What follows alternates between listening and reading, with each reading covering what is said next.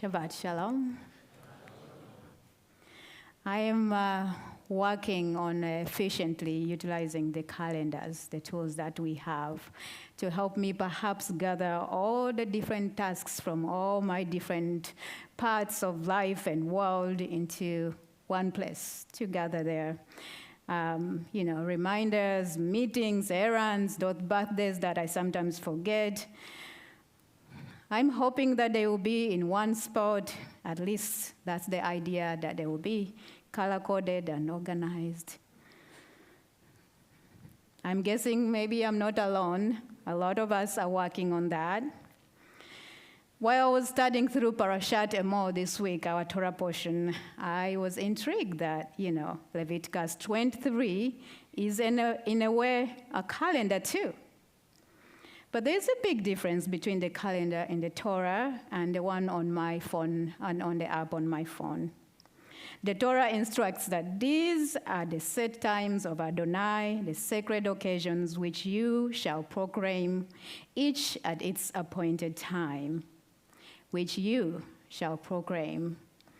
We aren't just supposed to schedule these times or write them down. We make them holy and call them forth. The Hebrew phrase asher tikreu or tam bemoadam puts the responsibility on us. The Torah's view of time is that time isn't just something that happens to us, it is something we bring to life. We make time holy by being present and intentional. To really understand what the Torah is charging us, we need to remember where we are in the Torah when Parashat Emor arrives. The Mishkan has been finished and inaugurated. The priests have been inaugurated. God's presence now fills the innermost chambers, the Holy of Holies, which I imagine, in my imagination, is perhaps a small, dark room carefully shaped. Only Moses is allowed to be inside that space. He goes in, receives God's message, and comes out and tells everybody who is waiting. The meeting with God is real, but it's limited. The people cannot enter. They have to wait outside. That is the world before Leviticus 23. Then Parashat Emor introduces something new. God does not get rid of space. The Mishkan is still there, and the temple will come later. Place still matters. But now God adds one more meeting point: time. The word moed, used for these special times or appointed times of meeting, comes from the same root as ohel moed, the tent of meeting. These are not just holidays, they are appointed and set times to meet with God. Here is what the change is. When the meeting place is physical, only a few people can enter, and only Moses can go all the way in. But when the meeting place is time, anyone, anywhere else in the world can join. You don't have to live near the Mishkan. You do not need a priest to guide you. You just need to be present at the right moment, at a moment that have been named and one that you have made holy. That is the gift of this week's Torah portion, Parashat Emor. It opens the meeting with God to everyone. All of Israel, all of us can meet with God in time. We can do it here in Los Altos Hills, in Kampala, Uganda, in ancient Canaan, in modern Chicago, perhaps. God's meeting place isn't just a room in a sacred space anymore, in a sacred sanctuary. It's Shabbat, it's Pesach, it's Yom Kippur, it's Rosh Hashanah. The Torah really actually signals the right to this verse in the Shabbat verse that says, 6 days shall you work, but on the seventh day is a Shabbat of complete rest, a holy convocation. You shall do no work. It is a Shabbat. It's a Shabbat to the Lord in your dwellings, in all your dwellings. Wherever you are, wherever happens, you encounter God. Rabbi Abraham Heschel teaches beautifully that the seventh day is like a palace in time with a kingdom for all. It's not a debt, but an atmosphere. The Mishkan was a palace in space, beautiful, but only a few people could enter, only Moses. Shabbat is a palace in time, open to all. Moses used to bring God's word to the people waiting outside. Now each of us are invited to step in ourselves.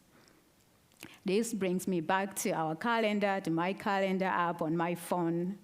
The problem isn't that we shouldn't use our calendars. They are very helpful. They help us organize ourselves and they help us not go crazy. The issue is what it teaches us about time. It teaches us that every hour is the same and time only matters if we are being productive. A regular meeting and a wedding ceremony can both be 30 minutes. A dentist appointment and a Shabbat morning service can all take the same time. Heschel had a word for this.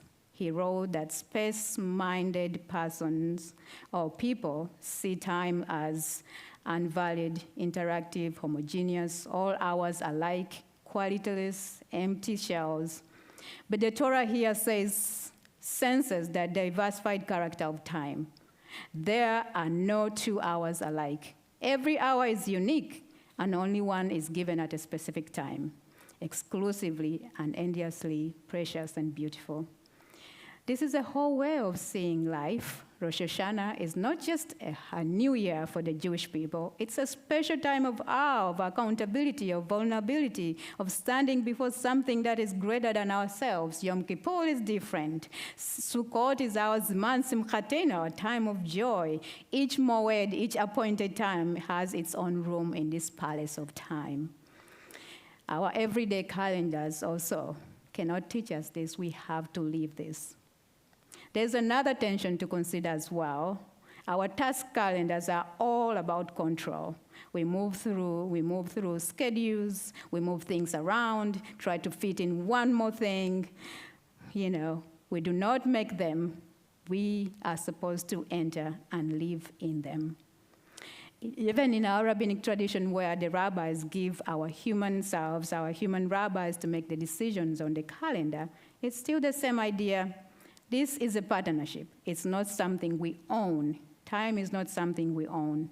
Sacred time is an invitation, not something we create ourselves. Heschel puts this really beautifully. The higher goal of spiritual living is not to amass a wealth of information, but to face sacred moments. So what does this look like in practice? It might start with something like changing the questions we ask ourselves each morning when we wake up. And instead of what do I need to get done today, we can ask ourselves, what kind of time is this? Is it Ziman Avodah? Is it time for work and everyday engagements? Is it Ziman Menucha? Is it time for rest and letting go? Is it time for reflection and celebration? Whose appointment am I keeping today? Treating Shabbat as truly different from just a Saturday or seeing a Chag more than just a day off takes real commitment. But as Heschel reminds us, the Sabbath is not for the sake of weekdays. The weekdays are for the sake of Sabbath. And I think, Rabbi Heath, you taught about this. We work all these days so we can enjoy Shabbat. It's not the other way around. It's not just a break between busy times, but the main event.